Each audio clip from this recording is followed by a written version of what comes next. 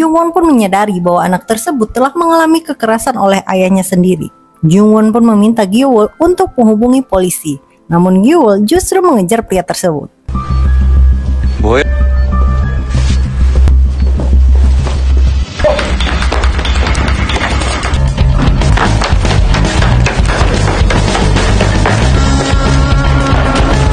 Untungnya Songwon tepat waktu membantu.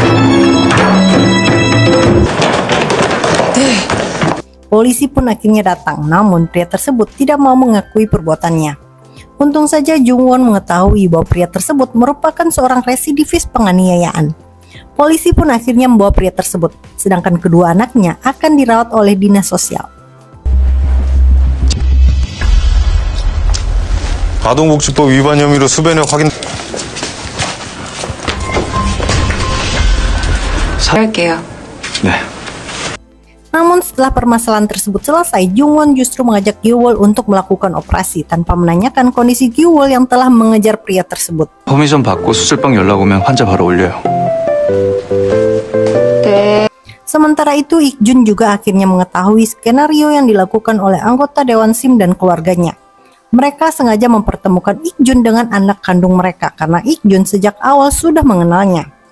Namun mereka justru mempertemukan pria yang akan dijadikan pendonor hati kepada dokter yang akan melakukan operasi. Bahkan hal tersebut mereka lakukan atas bantuan dari ayah Seok-hyung. 여자네? 석 달을 못 넘기냐? 야, 너...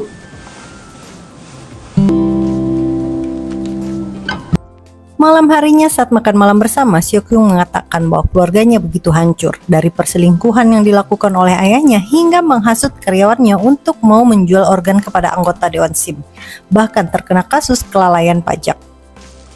Namun di tengah pembicaraan, Jungwon justru kembali mengungkit kejadian saat masa kuliah. Ia diminta oleh ayah Seok-hyung untuk membelikan rokok, dan hingga kini uang sebesar 1.100 won tidak pernah diganti oleh ayah Seok-hyung. Mendengar hal tersebut membuat teman-temannya yang lain merasa kesal dan hanya bisa diam. Setelah makan malam bersama, kelimanya kembali ke rumah Seok-hyung untuk berlatih band. Namun tidak lama berselang, Seok-hyung mendapat kabar mengenai kondisi pasiennya. Begitu juga dengan Ik-jun, harus segera ke rumah sakit setelah mengetahui bahwa pasiennya secara tiba-tiba tidak ingin menjalani operasi transplantasi hati.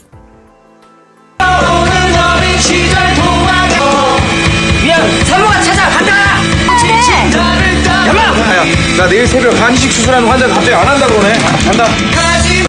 Setelah bertemu dengan pasiennya, Ik-jun berusaha untuk membujuk dan berjanji akan melakukan operasi dengan minim rasa sakit kepada anak dari pasien tersebut yang akan menjadi pendonor dalam operasi transplantasi hati.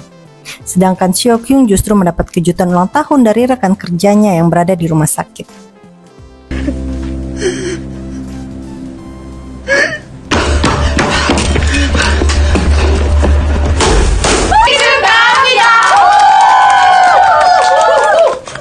Keesokan harinya Jungwon kembali melakukan operasi dan lagi-lagi dokter pendamping yang membantu Jungwon justru mengantuk. Rupanya hal tersebut akibat dokter Chun Myung-tae menyuruhnya memeriksa data 200 orang pasien.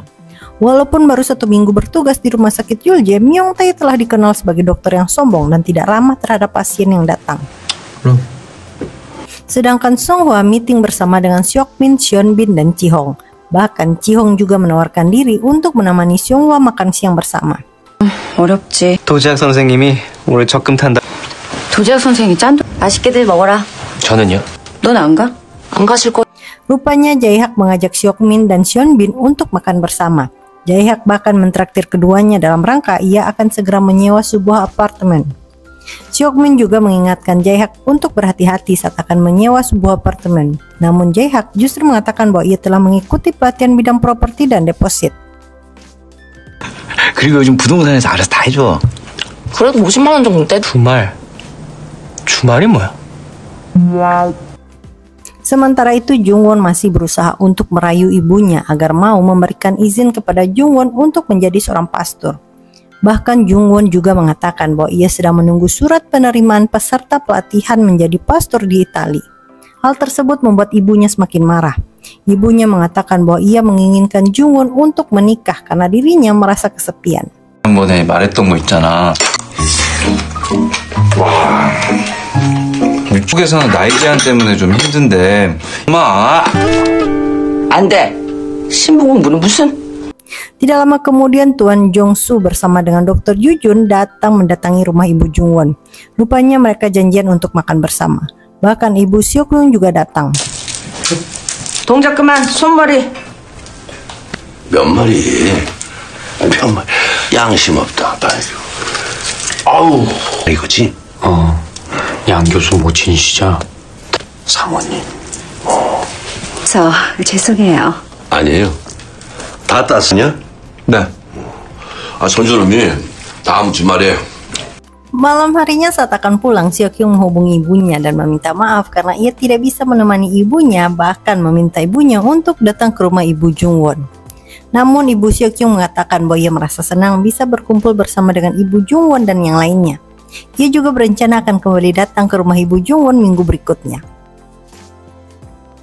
Keesokan harinya saat sedang berada di dalam ruangannya, Song-hwa merasakan nyeri pada dadanya. Namun saat Ik-jun datang, Song-hwa berusaha untuk menyembunyikan rasa sakitnya. Tidak lama kemudian Ji-hong datang menemui Song-hwa sambil membawakan minuman untuk Song-hwa. Melihat sikap Ji-hong yang begitu perhatian, Song-hwa pun menanyakan perasaan Ji-hong kepada dirinya. Ji-hong pun mengakui bahwa dirinya menyukai Song-hwa. 저 좀 이따 가도 되죠? 나 좋아해? Sementara itu, Ik-jun bersama dengan Jung-won dalam perjalanan pulang. Ik-jun yang mendapat kabar dari rumah sakit mengenai kondisi pasiennya, Ik-jun pun memutuskan untuk kembali ke rumah sakit. 있어서 블리딩 의심됩니다. 바이탈 저기 세워줘 맞죠? 지하철이 더 빨라. Sedangkan Jun-won yang saat ini sedang melakukan renovasi rumah untuk sementara waktu menginap di rumah Ik-jun. Jung-won pun pulang ke rumah Ik-jun. Jun-won yang melihat Ik-sun di dapur berencana untuk mengagetkan Ik-sun. Namun sayang, Jun-won justru terkena tendakan dari Ik-sun yang membuat Jun-won justru merasa syok.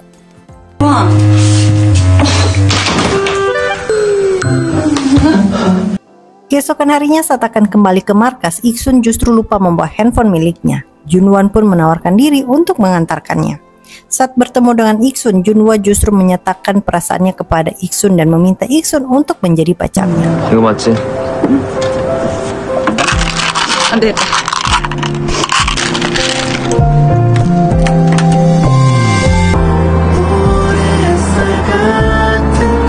Sementara itu di rumah sakit, Seok-young mendapat telepon dari selingkuhan ayahnya. Wanita tersebut mengajak Seok-young untuk bertemu. Bahkan ia juga meminta Seok-young untuk membujuk ibunya agar mau bercerai dengan ayahnya. Karena saat ini wanita tersebut sedang mengandung anak dari ayah Seok-young. 벌써 3개월이라네요. 까지래요. 생때도 아니고. 어머님 아프시다면서요. Sedangkan Song-hwa akhirnya memeriksakan nyeri di dadanya yang ternyata terdapat sebuah benjolan. Dokter pun meminta Song-hwa untuk mau melakukan biopsi. 네, 바로 하시죠.